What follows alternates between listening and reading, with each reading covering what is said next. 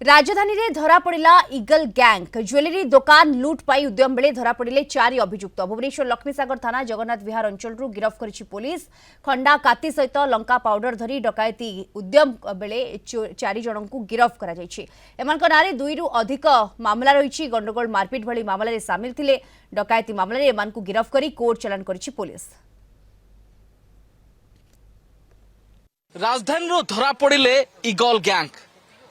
लक्ष्मीसागर थाना अंचल जगन्नाथ विहार एक ज्वेलरी दुकान को लुट उद्यम बेले इगल गैंग को धरी पुलिस जहाँ छाती रे जो टाटू देखुंट ये हूँ इगल टाटू जो गैंग ना थिला इगल गैंग ए गैंग 4 सदस्य को गिरफ्त करी पुलिस जहाँ को एक ज्वेलरी दुकान लुट डकायती उद्यम बेले ये 4 अभियुक्त को गिरफ्त कर जहाँ भितर अच्छा विश्वभवन निश्चित भाव में एभली एक गैंग को धरला पुलिस पक्षर निकटू खंडा काती एवं लंका पाउडर ता समेत किसी आपत्तिजनक सामग्री जबत कर तेबे एमाने राति अधरे खंडा काती धरी ज्वेलरी दुकान को डकायती उद्यम करुवा बेले यही 4 अभियुक्त को गिरफ्त कर छाती रे इगल टाटू